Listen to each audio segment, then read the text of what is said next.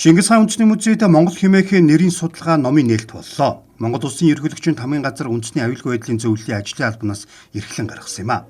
Их зохиолч Даш Доржийн Нацаг Дорж нэгэнтээ Монгол хэмээхийн нэг нэр ертөнцийн чихнээ дуурсгалтай хэмээн бичсэн байдаг. Эрдэмтэн судлаачдын баг баримтуудад үндэслэн Монгол улсыг гадаад хэлнээ Монголиа бус Монгол хэмээн нэрлэж бичиж хэвшүүлэх нь зүйтэй гэж үзжээ. Тэд 1700 оноос хойш олон улсад хэвлэгдсэн 9 газрын зураг өмнө нь олонний хүртэл болоогүй архивын баримтыг судалсны үндсэнд дээрх дүгнэлтэнд хүрсэн байна.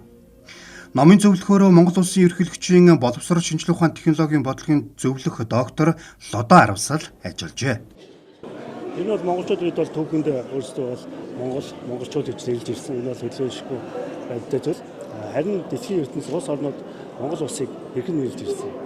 Энэ цаг хугацааны явцад бол хэрхэн өөрчлөгдөж ирсэн гэдэг энэ нэг судлал гэдэг бол эргээд монголчууд дэлхийн улс орнууд монголчуудыг хэрхэн хардаг. Тэр харах өнцөг хэрхэн өөрчлөгдөж байсан. Энэ монголчуудын зөв нийслэл юу байх ёстой гэдэг талаар судалгаа хийх ёстой. Энэ судалгааг манай эдгээрийн судлаач 20 гаруй эдгээрийн судлаачид өрн дорны олон хэлэн дээр их сурвалжийг баримтлан тухайн их сурвалж газрын зураг архивын материал дээр үндэслэж бол судалгаа хийсэн. Өнөөдөр энэ Монгол хэмээн нэрийн судалгаа юм ийм номын бүтээл болж гарч байна. Тэгээ энэ судалгааны гол үр дүн бол энэ бол олон улс бидний Монголиа гэж нэрлэж байгаа шүү дээ. Тэгэхээр энэ Монголиа гэдгийг ИА гэдэг дагуур нь улс үндэстнүүд яг өрний хэл дээр ямар утга учиртай вэ? Тэр нь эдгээр буцаад Монголиа гэж явах ёстой юм уу? Эргээд Монгол гэдэг уугуулыг сэргээх ёстой юм гэдгийг үндэслэж байна. Монгол хэмээн нэрийн судалгаа номын нээлттэй эхлэл хэсэгт Монгол улсын ерөнхийлөгч өргөл үг бий. Тэрбээр альва үндэстний түүх мандах буурах жам хуулиас ангид байдаггүй хүн төрөлхтний туулсан зам тойрвсон бүтээлүүд гэрчлэнэ. Монгол хэмээх үндэстэн тэр жам 9-оор туулах замаа туулсаар одоо оршин байгааг монголчууд бидний түүх илтгэнэ. Монголын түүхийг судлагч гадаад дотоодын эрдэмтэн монголчуудын түүхийн талаар олон янз санал дүгнэлт гаргасаар ирсэн боловч тэдний үзэл санааны нийтлэг гаргалгаа нь Монгол хэмээх үндэстний төдийгөөс өдийг хүртэлх оршихуйн асуудал гэж бичсэн байнамаа. Судлаачид 13 дугаар зуунаас эхлээд 18 дугаар зууны хүртэлх Монгол бичиг дээрх олон их сурвалжийг судалжээ.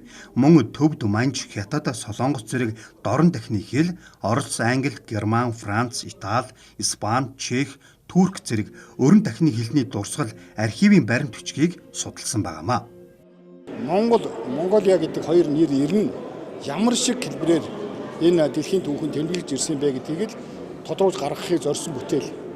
За энэ бүхэн бол эцэстээ энэ Монголиа за эртний түүхүүд бол татар гэж нэрлэгдсэн энэ үндэстний түүх өнөөгийн Монгол улсынхаа нэрээр хадгалж ирэхдээ Монголиа, Монгол гэсэн хоёр хэлбэрээр байж за тэр дундаа энэ Монгол гэдэг нэр нь бол цаг хугацааны хувьд баримт дурсгалын хувьд эртний төрөө хэрэглэж байсан ийм нэр байна. За хожим аажимда энэ өрн дахны хэлний ИА гэсэн дагварыг авч Монголиа гэсэн хэлбэрээр дүгж тархсан байна гэдгийг л дүгнэж гаргасан бүтээл байна.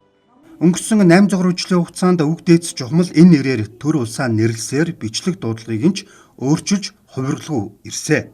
Монгол хэмээн нэрийн судалгаа номыг бүтээхэд 20 гаруй эрдэмтэн судлаачид хамтран бүтээлсэн.